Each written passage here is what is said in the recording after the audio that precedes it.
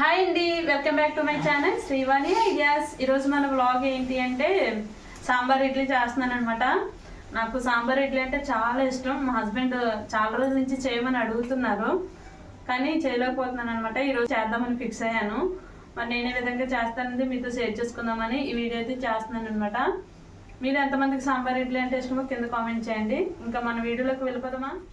ఇడ్లీ కోసం ఇక్కడ నేను ఒక గ్లాస్ పట్టు మినుములు అయితే తీసుకుంటున్నానండి. ఈ మినుములు ఇడ్లీకి చాలా బాగుంటాయి, స్పాంజీ లాగా మెత్తగా దూదిల్లా భలే ఉంటాయి అన్నమాట. అందుకోసమే ఇవి తీసుకున్నాను అనమాట. అలానే కాకపోయినా ఎక్కువగా ఇంట్లో ఇవే ఉంటాయండి. అందుకోసమే ఇంకా ఒక గ్లాస్ మినుములు అయితే తీసుకొని శుభ్రంగా కడిగేసి దీంట్లోనే మళ్ళీ కొన్ని వాటర్ వేసి ఒక 4 hours పాటు నానబెట్టుకుంటే సరిపోతుంది అనమాట. చూసారా, కొంతమంది కడగకుండానే నానబెట్టేసుకుంటారు, కాకపోతే ఒకసారి కడుక్కుంటే మంచిదన్నమాట. ఎందుకంటే మినుములు కూడా కొంచెం డస్ట్ అనేది ఉంటుంది కాబట్టి అది పోవడం కోసం అనేసి ఒకసారి కడిగేసి నానబెట్టేశాను. చూసారా, 4 hours తర్వాత మినుములకున్న పట్టు మొత్తం వదిలేసినట్టు కనిపిస్తుంది కదా. ఇలా మనం ఒకసారి పిడుకులతో పిసుకుతూ కడుక్కోవాలి. ఇలా పిసకడం వల్ల మిగతా మినుములకున్న పట్టు కూడా వదిలేస్తుంది అనమాట. నేను ఎప్పుడు ఇలా కడగలేదండి, ఫస్ట్ టైం కడుగుతున్నాను. ఎప్పుడు మా అత్తగారే చేస్తూ ఉంటారు, కాకపోతే నేను ఫస్ట్ టైం ట్రై చేస్తున్నాను అనమాట. ఇప్పుడు తను ఇంటి దగ్గర లేరు కాబట్టి నేనే కడుగుతున్నాను. ఇలా నీళ్ళు పోసుకుంటూ ఒక 10-12 సార్లు చెరుగుతూ ఉంటే కొబ్బరి మొత్తం వచ్చేస్తుందండి. చెరగడం అంటే ఏంటో అనుకోకండి, చెరగడం అంటే ఇలా డస్ట్ని వేరు చేయడాన్నే చెరగడం అని అంటారు.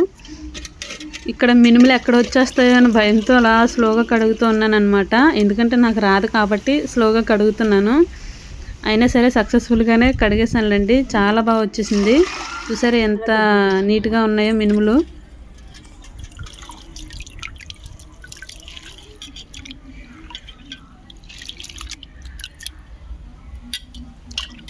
అంతే అండి, ఇంతకన్నా ఎక్కువగా కడిగేసామంటే మినుములు పోతాయి అన్నమాట. అందుకే ఇంకా కడగలేదు.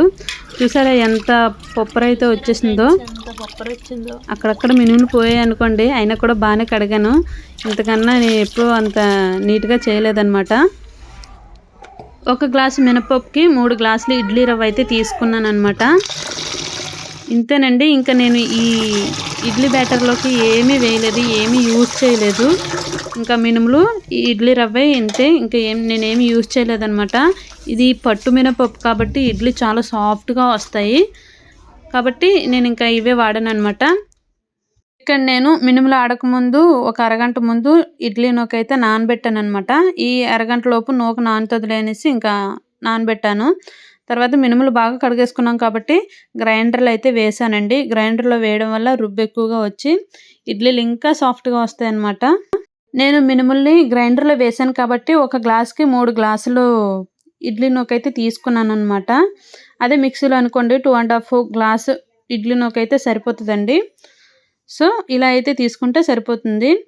ఈ మినుములు ఆడుకునేటప్పుడు గ్రైండర్లో వేసేటప్పుడు పైన ఈ క్లిప్ పెట్టుకుంటేనే త్వరగా ఆడుతుంది. చాలామందికి తెలిసే ఉంటుంది, కాకపోతే తెలియలేని వాళ్ళు ఎవరికైనా సరే ఈ టిప్ యూజ్ అవుతుంది అని చెప్తున్నాను అనమాట. లేదంటే చాలా టైం తీసేసుకుంటుందండి. ఈ క్లిప్ పెట్టడం వల్ల కొంచెం టైట్గా అయ్యి చాలా మెత్తగా రుబ్బుతుందండి. చూసారా, ఇక్కడ చాలా సాఫ్ట్గా అయిపోయింది. ఆల్రెడీ ఒక అరగంట సేపు మూత పెట్టేసి అలా వదిలేసాను, నా పని నేను చేసుకున్నాను అనమాట. ఈలోపు పిండి అయితే రెడీ అయిపోయింది. ఇది చూడడానికి క్రీమీగా వెన్నలా కనిపిస్తుంది కదా, సేమ్ అలానే ఉందండి. నాకైతే విప్పింగ్ క్రీమ్లా అనిపించింది, అంత సాఫ్ట్గా అయిపోయింది. చూసారు కదా, ఇక్కడ గ్రైండర్లో వేయడం వల్ల ఎంత పప్పు వచ్చిందో.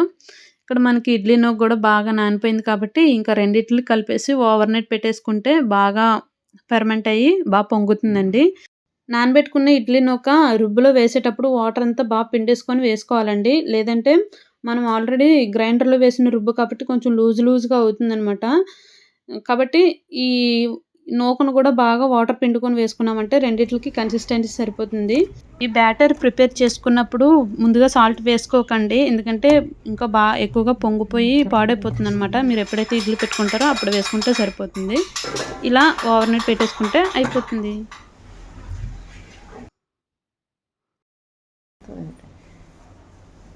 చూడండి ఫ్రెండ్స్, నేను ఆల్రెడీ చూపించాను కదా, మార్నింగ్ అయ్యేసరికి ఇంతలాగా పొంగిపోయింది. చాలా బాగా ఫెర్మెంట్ అయిందండి ఇడ్లీ బ్యాటర్.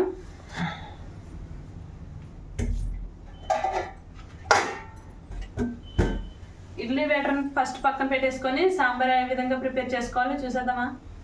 వచ్చేయండి.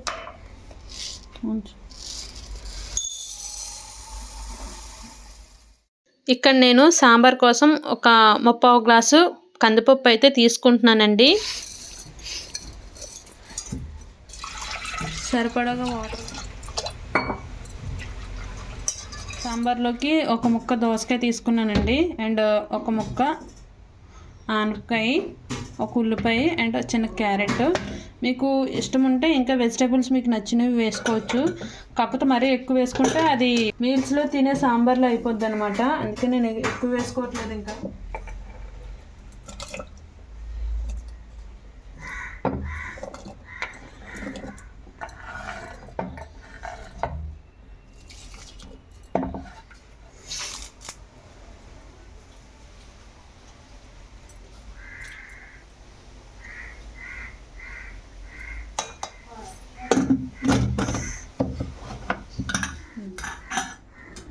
ఇప్పుడు ఒక పక్క కుక్కర్ పెట్టేసుకొని పప్పు ఉడికించేసుకుందాము.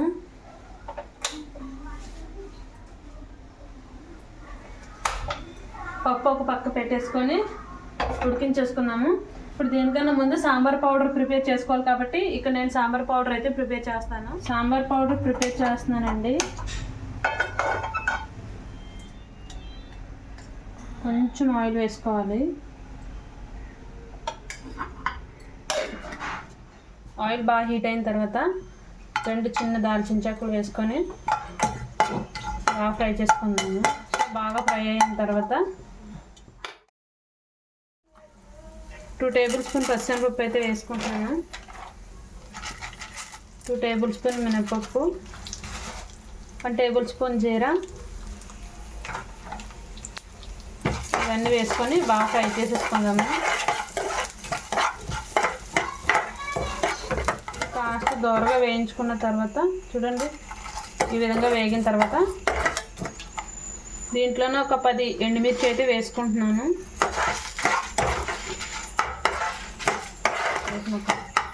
ఇది కాస్త ఫ్రై అయిన తర్వాత ఇప్పుడు దీంట్లోనే ధనియాలు కూడా వేసుకోవాలి. కొన్ని వెల్లుల్లి కూడా వేసుకుంటున్నాను. నేను దీంట్లోకి ఒక 3 టేబుల్ స్పూన్ ధనియా కూడా వేస్తున్నాను.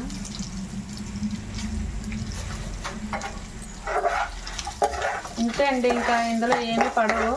ఇది దోరగా ఫ్రై చేసుకొని చల్లారాక మిక్సీ పెట్టేసుకుంటే సాంబార్ పొడి అయితే రెడీ అయిపోతుంది. ఈ విధంగా ఫ్రై అయిపోతే సరిపోతుంది. ఇప్పుడు స్టవ్ ఆపేసుకుందాము. ఇవి బాగా చల్లారాలి కాబట్టి పక్కన పెట్టుకుందాము. ఈలోపు ఇడ్లీ కూడా పెట్టేసుకుందాము. చూసారా పిండి ఎలా పులిసిందో.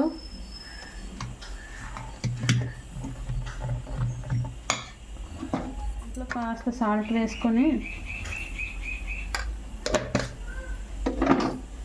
ఇప్పుడు ఇడ్లీ పెట్టేసుకుందాము.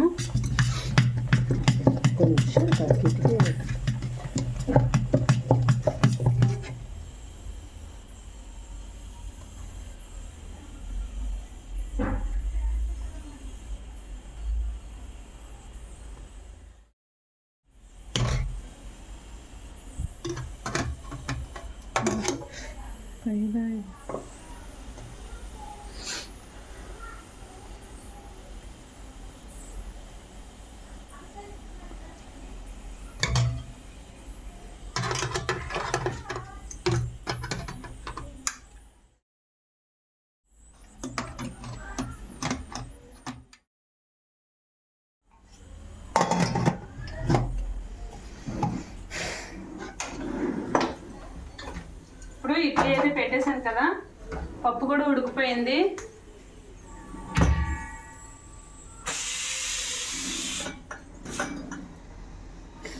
దగ్గరికి చూసారా, మనకు పప్పు కూడా ఉడికిపోయింది కాబట్టి పప్పు గుత్తితో కొంచెం బాగా మెనిపేసుకోవాలి.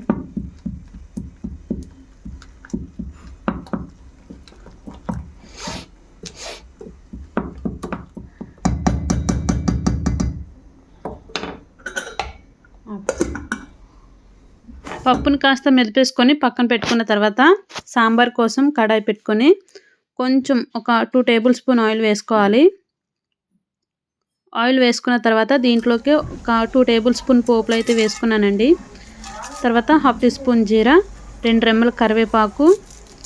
కరివేపాకు ఫ్లేవర్ దేంట్లోకైనా చాలా బాగుంటుంది, అందుకే నేను ప్రతి దాంట్లో కరివేపాకు అయితే వేస్తానన్నమాట.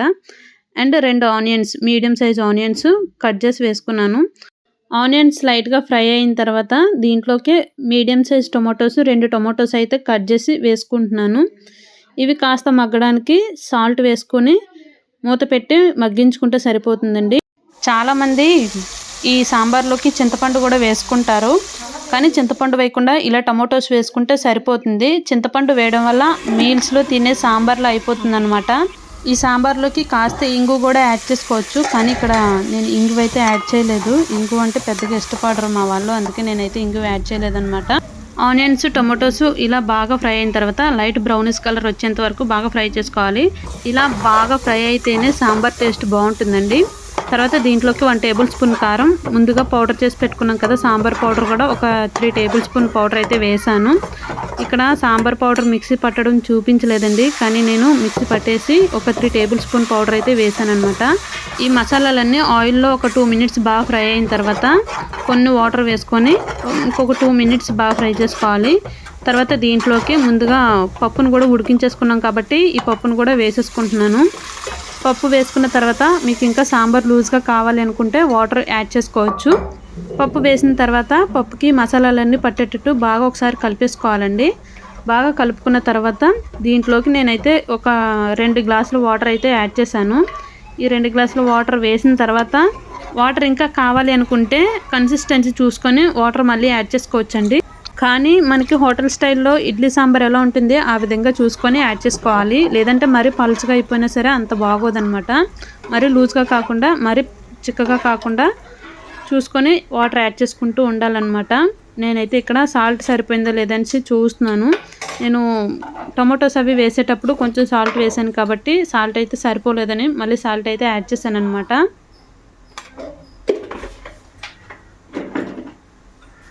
సాల్ట్ వేసుకున్న తర్వాత మళ్ళీ ఒకసారి అంతా బాగా కలుపుకొని టేస్ట్ అయితే చూశాను. ఇప్పుడైతే పర్ఫెక్ట్గా సరిపోయిందండి.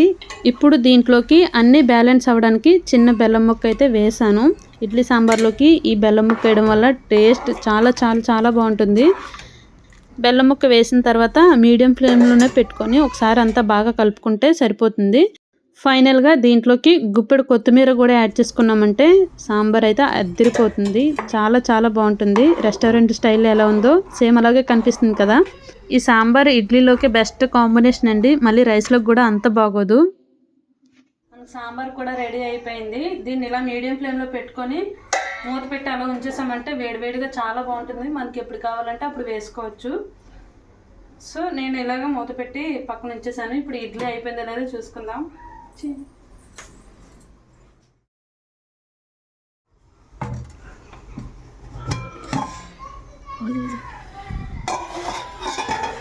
ఇక్కడ చూసారా ఇడ్లీ కూడా అయిపోయింది. చక్కగా ఇడ్లీ తీసేసుకొని ఒక ప్లేట్లో వేసేసుకున్నాము.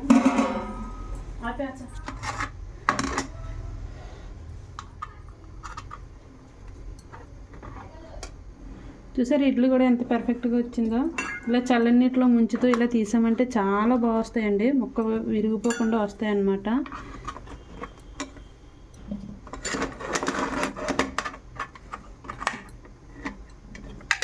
ఇడ్లీ పొగలు కక్కుతూ వేడివేడిగా ఉంది కదా, ఇలాంటప్పుడు సాంబార్ వేసుకొని తిన్నామంటే టేస్ట్ అయితే అద్దరిపోతుందండి. చాలా చాలా చాలా బాగుంటుంది. ఇడ్లీ చాలా సాఫ్ట్గా వచ్చింది. చెప్పాను కదా ఏ విధంగా ప్రిపేర్ చేసుకోవాలో, సేమ్ ఆ విధంగా ప్రిపేర్ చేసుకున్నారంటే ఇడ్లీ కూడా చాలా సాఫ్ట్గా వస్తాయి అన్నమాట. ఇక్కడ సాంబార్ అయితే మా వాళ్ళందరూ సగం లాగించేశారు, చాలా బాగుందని చెప్పారనమాట. ఇంకా అందరికీ పెట్టేసిన తర్వాత నేనైతే టేస్ట్ చేద్దామనేసి వేసుకుంటున్నాను. మా వాళ్ళందరికీ చాలా బాగా నచ్చిందని చెప్పారనమాట. ఇంకా నేను సిమ్లో ఉంచేసి వేడివేడిగా ఇప్పుడైతే వేసుకొని తింటున్నాను అనమాట. మనం ఎప్పుడైనా సాంబార్ ఇడ్లీ తినేటప్పుడు ఇడ్లీ మునిగేంత వరకు సాంబార్ వేసుకొని తినాలండి. ఇలా తింటేనే ఆ ఇడ్లీ సాంబార్ టేస్ట్ అనేది మనకు తెలుస్తుంది, ఆ మజా కూడా ఇంకా బాగుంటుంది.